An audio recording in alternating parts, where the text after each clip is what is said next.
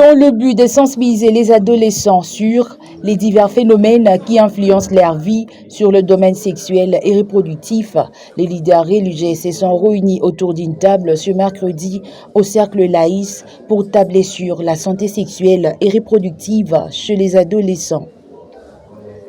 Au cours de cet atelier qui a mis ensemble les chefs religieux pendant 2 jours, plusieurs intervenants étrangers ont exposé à tour de rôle sur les conséquences de la violence sexuelle et reproductive chez les adolescents. Ils ont pallié les recommandations à prendre en compte pour mettre fin à ces fléaux.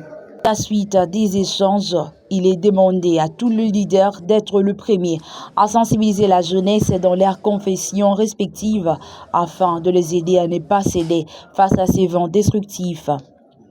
Selon Cheikh Abdallah Mangala, représentant légal de la communauté islamique de la région d'Afrique en RDC, soutient que cette formation permet à préparer les adolescents à un avenir meilleur. Les adolescents, ce sont les futurs de demain. Donc, si aujourd'hui le monde est déjà foutu, avec nous les vieux, avec nos parents, ainsi de suite, mais préparons le monde meilleur demain. Mais il faut le faire comment? Par les adolescents. Les questionnaires qui ont été posés, c'est vrai. Le pays ici, par ce qu'on appelle ratifié, ainsi de suite. La chance en est que jusque-là, il n'y a aucune loi qui a été déjà acceptée, ou bien adoptée. Donc, nous devons nous préparer pour que, lors de cette assemblée-là, qui est connue, que la voix de notre pays, ou bien la voix de notre plateforme, soit au moins qui pèse par rapport aux autres voix. Mais ça ne peut pas peser tout simplement parce que vous venez de la RDC.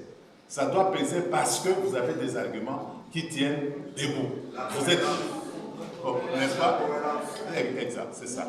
Donc c'est ça, on est en train de nous dire de comprendre et non pas de rejeter, de dire ce n'est pas notre culture, ce n'est pas la religion, ce n'est pas ceci, mais de comprendre le problème tel qu'il se présente et imprégner le problème parce que nous vivons cela et comment chercher une solution qui peut être une solution vraiment favorable. Voilà, c'était... Quelques participants ont livré leurs impressions à la presse. Pour cette formation, vous avez tantôt posé la question, est-ce qu'il faut demander la permission auprès des parents? Oui, chez nous à l'église, nous avons des groupes de papas, des groupes de mamans, des groupes de jeunes et les codines. Donc, déjà, nous allons contacter ou transmettre l'information auprès des structures des papas et des mamans pour les informer de l'importance de la quintessence du sujet. Donc, on va les briefer. Ensuite, c'est automatique. Chez les jeunes et à l'écodine, ce sont des thèmes que nous allons mettre a priori pour essayer de les former pendant un long moment. Mon nom c'est Monsieur Lufaka, c'est un Molo Pépé.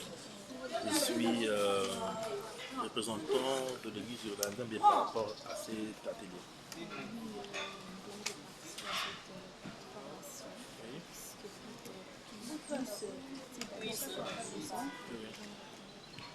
En fait, dans la formation, nous avons plus évoqué le comportement des adolescents par rapport aux ignorances dont ils font face. La formation nous a donné plus de moyens et de matières auxquelles nous pouvons, de notre part aussi, communiquer avec la jeunesse de notre église, parce que la jeunesse de cette adolescence, c'est l'âge variant de 10 à 19 ans.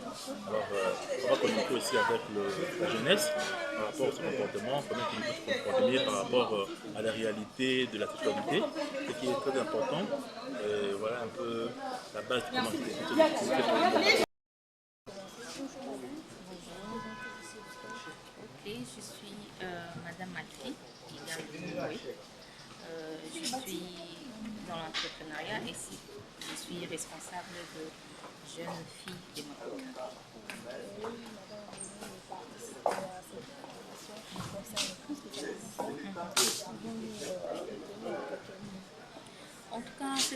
formation est vraiment très importante parce qu'en réalité, aujourd'hui, c'est un fléau qui frappe la jeunesse. Et si nos enfants sont formés, si nos enfants sont avertis, nous aurons moins de dégâts que ce qui se passe maintenant. Que ce soit dans des églises, que ce soit dans des écoles, que ce soit, il y a des abus partout, dans des familles et tout ça. Il faut maintenant prendre le temps de sensibiliser les enfants, de sensibiliser la jeunesse pour que eux, à leur tour, sensibilisent aussi leurs pères. Parce que c'est beaucoup plus facile de communiquer entre pères, ça veut dire entre personnes de même génération, que de prendre un vieux qui viendra sensibiliser un petit enfant. Donc il n'y a pas vraiment un problème de communication, il y a un problème de communication et ça risque d'être mal compris. Nous, ce que nous allons faire après cette formation, c'est de former un grand nombre de jeunes qui vont faire la restitution à leur niveau pour que le message passe très rapidement. Voilà. Oui, moi c'est révérend Kalunga Blaise. Je suis de l'église de confession nationale de l'église indépendante. Merci beaucoup pour votre question. Par rapport à la formation, donc nous avons retenu beaucoup de choses dont on a parlé des adolescents, comment est-ce qu'un adolescent peut se comporter vis-à-vis de son entourage. Alors il y a des histoires qui s'effectuent, qui se font. On peut parler par exemple de l'abus sexuel. Alors on nous a montré comment est-ce qu'on peut informer ou former nos enfants dans nos communautés, voir quelles sont les histoires qu'on peut retenir ou qu'on peut leur dire pour ne pas tomber dans les pièges d'harcèlement, des abus sexuels. C'est juste. Bonjour, je suis M. Christian Lupemba. Je suis membre du bureau de relations extérieures de la communauté Baha'i en RDC.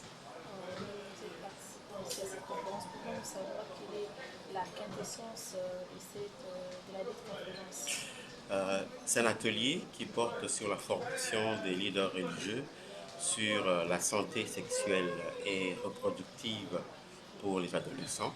Et on essaie de former les leaders religieux sur les différents besoins qu'ont les adolescents pendant cette période par rapport à leur sexualité et à la santé de la reproduction, pour qu'ils soient le premier à sensibiliser les adolescents dans leurs confessions respectives. Quel message pouvez-vous lancer à tous les adolescents par rapport à tous ces vieux?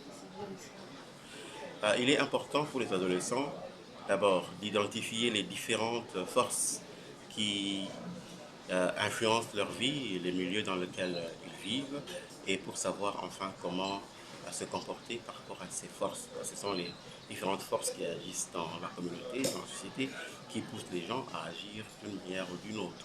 Et cette formation, c'est aussi un moyen d'apprendre aux leaders religieux eux-mêmes, d'abord de découvrir ces forces pour qu'ils soient capables d'en parler avec les adolescents et les aider à bien se comporter dans la vie. Merci. Merci.